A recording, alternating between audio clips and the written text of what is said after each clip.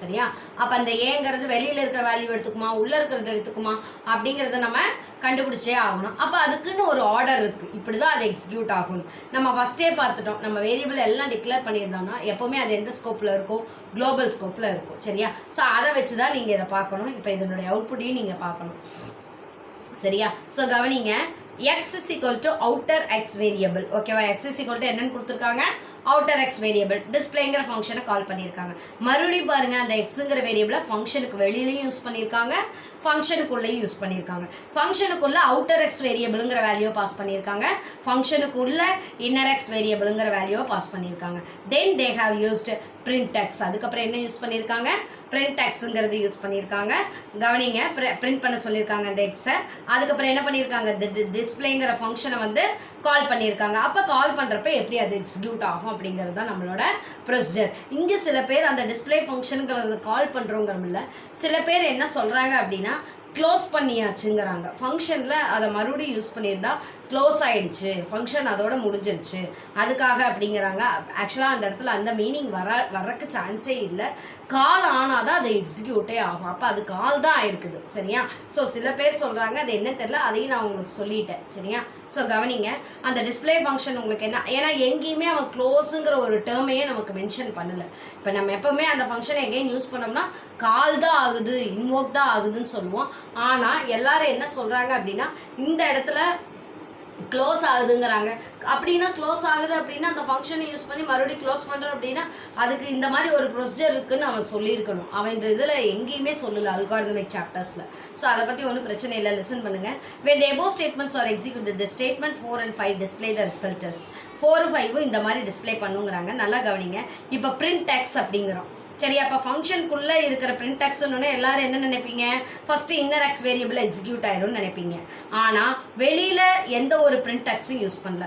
Suppose இதே print xக்கு display ஃபங்க்ஷனுக்கு வெளியில் யூஸ் பண்ணியிருந்தா இந்த இன்னர் எக்ஸ் வேரியபிள் ஃபஸ்ட்டு வந்துட்டு அவுட்டர் எக்ஸ் வேரியபிள் ரெண்டாவதாக வந்திருக்க அவுட்புட் வர்றதுக்கு நமக்கு சான்சஸ் இருக்குது. ஆனால் இங்கே அது அப்படி ஒர்க் ஆகாது. எப்போவுமே ஃபஸ்ட்டு என்ன இருக்கோ அந்த வேரியபிளினுடைய வேல்யூவை தான் அது பிரிண்ட் பண்ணும். குளோபலாக என்ன இருக்கோ அதை தான் ஃபஸ்ட்டு பிரிண்ட் பண்ணும். இப்போ print xங்கிறதுனே எதை ஃபஸ்ட்டு பிரிண்ட் பண்ணுது? அவுட்டர் எக்ஸ் வேரியபிளை பிரிண்ட் பண்ணிடும். அதுக்கப்புறம் நீங்கள் என்ன பண்ணுறீங்க? now only you are calling the display x display ஃபங்க்ஷனை கால் பண்ணுறீங்க. அப்போ x is equal to என்ன வேரியபிள் இருக்குது? இன்னர் எக்ஸ், சாரி என்ன வேல்யூ இருக்குது? இன்னர் எக்ஸ் வேரியபிள்னு இருக்குது. அப்போ print xன்னு கொடுக்குறேன்.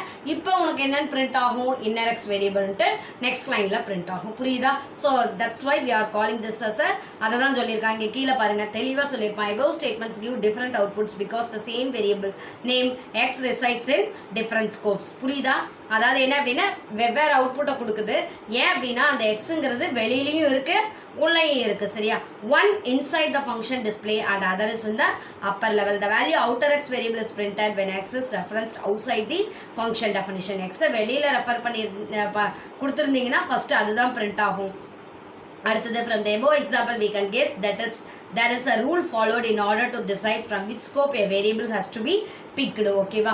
அப்போ அதுக்குன்னு ஒரு ரூல் இருக்குது. எந்த ஸ்கோப்பில் இருக்கிற வேரியபிளை ஃபஸ்ட்டு நம்ம அதை சூஸ் பண்ணணும் அப்படிங்கிற ஒரு ரூல்ஸ் இருக்குங்கிறாங்க. எப்போவுமே அவுட்டரில் இருக்கிற வேரியபிளினுடைய வேல்யூவை தான் அதை ஃபஸ்ட்டு டிஸ்பிளே பண்ணும். அதுக்கப்புறம் தான் இன்னரில் இருக்கிறத அதை பார்க்கும். சரியா? ஸோ பாருங்கள், அதான் சொல்லியிருக்கான் பாருங்கள். ஃபஸ்ட்டு என்னது? Local, enclosed, global, built-in. This is that hierarchy. கொடுத்துருக்கான் பாருங்கள். வாட் இஸ் LGB ரூல்னா அதை எழுதணும். சரியா? The LGB rule is used to decide the order in which the scopes are to be searched for scope resolution. ஒரு scope ரெசல்யூஷனுக்காக எப்படி ஒரு ஸ்கோப்பை search பண்ணி அதில் எந்த ஆர்டரை சூஸ் பண்ணி எக்ஸிக்யூட் பண்ணுங்கிறது தான் LGB ரூலினுடைய ஒர்க்கே. சரியா? நமக்கு 4 ஸ்கோப் இருக்குது. 4ல் அப்போ 4மே ஒரு ப்ரோக்ராம்குள்ளே வந்திருக்கலாம், ஒரு ஃபங்க்ஷனுக்குள்ளே நமக்கு வந்திருக்கலாம். அப்போ எதுக்கு ஃபஸ்ட்டு ப்ரையாரிட்டி? அதுக்குன்னு ஒரு ஹைரார்கி இருக்குது. சரியா? there will be a structure, tree like structure. So in that order only we have to execute the results of that particular function definition. புரியுதா? ஸோ லிசன் பண்ணுங்க. the scopes are listed below in the terms of hierarchy highest to lowest. ஓகேவா? அப்போ எப்படி பண்ணியிருக்காங்க, ஹையஸ்ட்லேருந்து லோயஸ்ட்டுக்கு அவனே கொடுத்துட்டான். First எதுக்கு, லோக்கலுக்கு கொடுங்க, அடுத்தது என்க்ளோஸ்ட், அடுத்தது குளோபல், அடுத்தது பில்டின். ஓகேவா? ஸோ என்னது, ஹையஸ்ட் டு லோயஸ்ட் கொடுத்துட்டாங்க. ஸோ அப்போ என்னன்னு பார்த்துக்குங்க, லோக்கல், என்க்ளோஸ்ட், குளோபல், பில்டின். இதெல்லாம் கேட்டாங்கன்னா அழகாக வாட் இஸ் LGB ரூல்னு கேட்டாங்கன்னா அந்த கீழே 3 லைன்ஸும் எழுதிட்டு இந்த பாக்ஸில் இருக்கிறது எழுதிட்டு இந்த டயக்ராமை போட்டிங்கன்னா எப்பேற்பட்டவங்களா அந்த 5 மார்க் எழுதுகிறப்பையும் எப்போவுமே இன்ட்ரடக்ஷனை எழுதி பழகுங்க. சரியா? டெஃபினிஷன் அவன் கேட்குறானோ இல்லையோ, டெஃபினிஷன் அதெல்லாம் எழுதிட்டு அதுக்கப்புறம் அதை ஃபுல்லாக போய் உள்ளே எக்ஸ்பிளைன் பண்ணிங்கன்னா நீங்கள் புரிஞ்சு படிச்சிருக்கீங்கன்னு யாராக இருந்தாலும் நம்புவாங்க. புரியுதா? த நெக்ஸ்ட் பாருங்கள், types of variable scope. Next topic what we are going to deal is types of variable scope. நல்லா லிசன் பண்ணுங்கள். டைப்ஸ் ஆஃப் வேரியபிள் ஸ்கோப்னா என்னன்னு பார்க்கலாம். There are 4 types of variable scope. ஓகேவா? ஸோ அதாவது என்ன அப்படின்னா, லோக்கல் ஸ்கோப். இதுக்குள்ளே இருக்கிறது நான் படிக்கணுங்கிற அவசியமே இல்லை, நீங்கள் படித்து பார்த்துக்குங்க. சரியா? Local scope refers to the variables define in the current functions. ஓகேவா? கரண்ட் ஃபங்க்ஷனுக்குள்ளே டிஃபைன் பண்ணியிருக்கிற வேரியபிள்ஸ் எல்லாமே என்னது, லோக்கல் ஸ்கோப்புன்னு சொல்லிட்டாங்க. சரியா? ஃபஸ்ட்டு வந்து என்ன பண்ண, அந்த ஃபங்க்ஷன் தனக்குள்ளே அந்த வேரியபிள் இருக்கா அப்படின்ட்டு பார்க்கும். Only if it does not find it there the outer scopes are checked. ஓகேவா? அதுக்குள்ளே இல்லைனா தான் வெளியில் ஏதாவது வேரியபிள் இருக்கான்னு அது செக் பண்ண போகும். இப்போ அந்த எக்ஸாம்பிளை பாருங்கள். நடுவில் 3 பாக்ஸாக உனக்கு அந்த எக்ஸாம்பிள் கொடுத்துருப்பான். நடுவில் இருக்கிறது உனக்கு நல்லா புரியணுங்கிறக்காக, உங்களுக்கு நல்லா புரியணுங்கிறக்காக அந்த பாக்ஸாக போட்டு எக்ஸ்பிளைன் பண்ணியிருப்பாங்க. வேற ஒன்றும் அதில் பெரிய விஷயமா நீங்கள் வந்து எடுத்துக்கணுங்கிற அவசியமே கிடையாது. லிசன் பண்ணுங்கள். இப்போ டிஸ்ப்ங்கிற ஃபங்க்ஷனை நம்ம யூஸ் பண்ணியிருக்கோம். ஸோ அதுக்குள்ளே என்ன கொடுத்துருக்காங்க, a = 7ங்கிற வேல்யூ கொடுத்துருக்காங்க, பிரிண்ட் a. இப்போ இதில் ஒரு பிரச்சனையும் இல்லை. வெளியில் என்ன இல்லை, அவுட்டர் ஸ்கோப்பில் எந்த வேரியபிளுமே இல்லை. அப்படின்னா அந்த டிஸ்புக்கு மேலேயே ஏதாவது வேரியபிள் டிக்ளேர் பண்ணியிருக்கணும், அது எதுவுமே கிடையாது. இப்போ பிரிண்ட் ஏனோன்னே இப்போ டிஸ்பிளே ஃபங்க்ஷனை நீங்கள் கால் பண்ணுறீங்க. கால் பண்ணுறப்ப என்ன ஆகும், எகெயின் வந்து அந்த வேரியபிள் அந்த ஃபங்க்ஷனுக்குள்ளே அந்த ஒரே ஒரு வேரியபிள் தான் இருக்குது, அதை தான் அது பிரிண்ட் பண்ணணும். சரியா?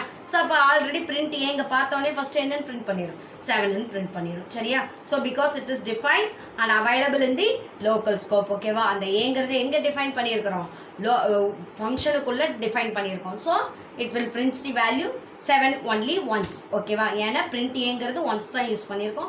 மறுபடியும் டிஸ்பிளே ஃபங்க்ஷன் கால் பண்ணுறப்ப நம்ம பிரிண்ட் ஏங்கிறது யூஸ் பண்ணவே கிடையாது. நெக்ஸ்ட் பாருங்கள், குளோபல் ஸ்கோப். ஓகேவா? குளோபல் ஸ்கோப்புங்கிறது உங்களுக்கு முதலே தெரியும். குளோபல்னாவே அவுட் சைடு. ஓகேவா? A variable which is declared outside of the all the functions இந்த program is known as global scope. ஓகேவா? ஒரு எல்லா ஃபங்க்ஷனுக்கு வெளியில் டிக்ளேர் பண்ணுற வேரியபிளுக்கு பேர் தான் என்னது, குளோபல் ஸ்கோப்புங்கிறாங்க. குளோபல் வேரியபிள் என்ன பண்ணும் அப்படின்னா, அது எங்கேருந்து ஆக்சஸ் பண்ணலாம் அப்படின்னு பார்த்தீங்கன்னா, உள்ளேருந்தும் ஆக்சஸ் பண்ணலாம், ஃபங்க்ஷனுக்கு வெளியிலேருந்தும் நம்ம என்ன பண்ணிக்கலாம், ஒரு ப்ரோக்ராமில் ஆக்சஸ் பண்ணிக்கலாம்னு சொல்லியிருக்காங்க. சரியா? கவனிங்க. இப்போ என்ன சொல்லியிருக்காங்கன்னா, a = 10 அப்படின்னு கொடுத்துட்டு இருக்காங்க. டிஸ்போ ஃபங்க்ஷன் கால் பண்ணியிருக்காங்க. a = 7, print A, display function print A. நல்லா கவனிங்க. இப்போ பாருங்கள், இப்போ நமக்கு ஃபஸ்ட்டு வந்து எப்படி 7ங்கிற அவுட்புட் வந்துச்சுங்கிறது உங்களுக்கு தெரியணும். லிசன் பண்ணுங்கள். இப்போ என்ன அப்படின்னா, டிஸ்போ ஃபங்க்ஷன் a = 7, பிரிண்ட் ஏன்னொன்னே எதை பிரிண்ட் பண்ணிடும், ஃபஸ்ட்டு 7 பிரிண்ட் பண்ணிடும். அடுத்தது பாருங்கள், again you have called the disp function. So அப்போ டிஸ்போ ஃபங்க்ஷன் கால் ஆகிறப்ப நம்ம 7ங்கிறது நமக்கு பிரிண்ட் ஆகிடுச்சுன்னு. அடுத்தது பாருங்கள், பிரிண்ட் ஏங்கிறோம். ஸோ இப்போ நமக்கு எந்த இதை பிரிண்ட் பண்ணும், அவுட்டர் ஸ்கோப். ஓகேவா? அப்போ அதை எதை ரெஃபர் பண்ணும், அவுட்டர் வேரியபிள் என்ன இருக்கோ அதை தான் அது ரெஃபர் பண்ணும். சரியா? அப்போ என்னன்னு பிரிண்ட் ஆகும், 10. அதான் பாருங்கள் சொல்லியிருக்கான் தெளிவாக. The variable a which is defined inside the function displays the value 7. First உள்ளே இருக்கிறது டிஃபைன் பண்ணிவிடும். ஏன்னா நம்மளோட ஹைரார்கி எப்போவுமே யாருக்கு ஃபஸ்ட்டு, லோக்கலுக்கு. சரியா? For the function call disp and then it displays 10 because a is defined in the global scope. ஓகேவா? லோக்கலுக்கு அப்புறம் யாருக்கு கொடுக்குறோம் நம்ம, என்க்ளோஸ்ட் இங்கே கிடையாது. ஸோ அதனால் என்னது, குளோபலுக்கு அடுத்த priority. So we are displaying the value as a 10. ஓகேவா? புரியுதா என்னன்ட்டு? ரூலையும் பார்க்கணும், அதனுடைய ஸ்கோப்ஸ் என்னங்கிறது தெரிஞ்சுக்கணும். இது எல்லாத்தையும் வச்சு தான் நமக்கு அவுட்புட் எக்ஸிக்யூட் ஆகும். நெக்ஸ்ட் பாருங்கள், என்க்ளோஸ்டு ஸ்கோப்னா என்னன்னு பாருங்கள். All programming language permits function to be nested. That is nothing but enclosed ஸ்கோப்னா என்னது, நெஸ்டட் ஃபங்க்ஷன்ஸ் மாதிரி. நெஸ்டட்னாவே ஒரு ஃபங்க்ஷனுக்குள்ளே இன்னொரு ஃபங்க்ஷன் இருக்கிறது. சரியா? நான் இது ரொம்ப ரொம்ப ஈஸிப்பா, பார்க்குறதுக்கு தான் அப்படி கன்ஃபியூஸ்டாக இருக்கும். குளோபலை விட ஈஸியாக அண்டர்ஸ்டாண்ட் பண்ணிக்கலாம். A function within another function is called what function? Nested function. A variable which is declared inside a function which contains another function within it. அதாவது என்ன அப்படின்னா, ஒரு வேரியபிள்குள்ள ஒரு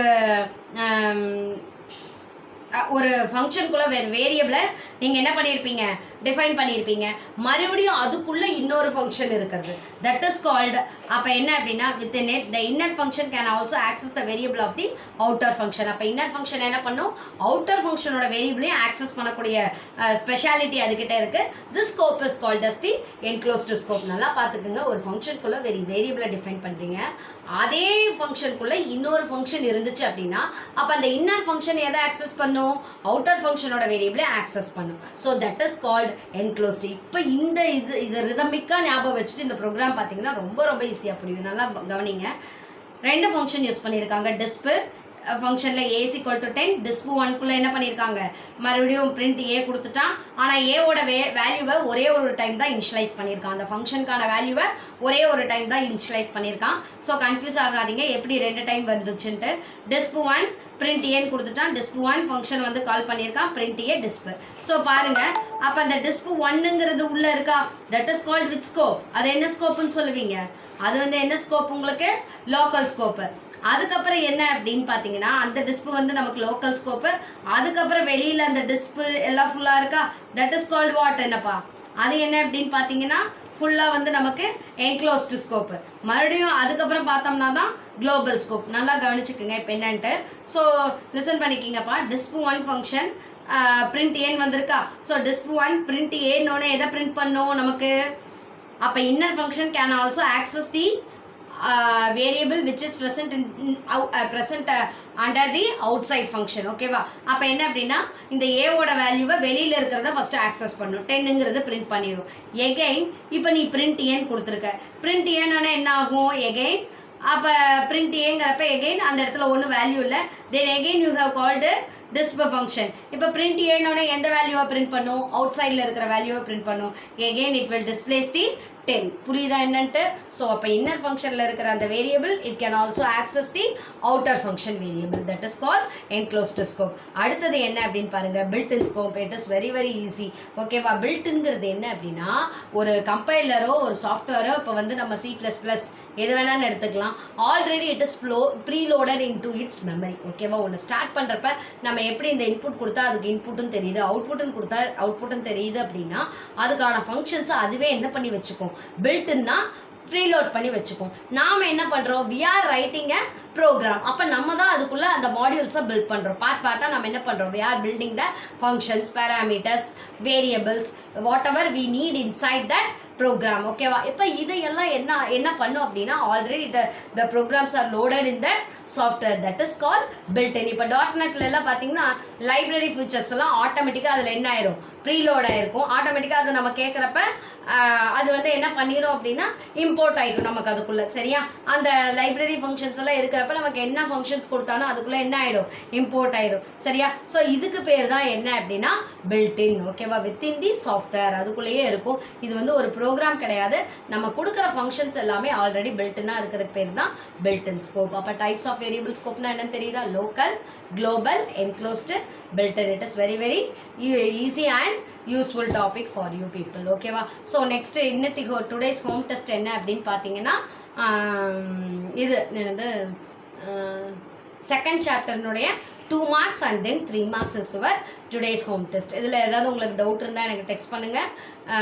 தேங்க்யூ ஸ்டூடெண்ட்ஸ்.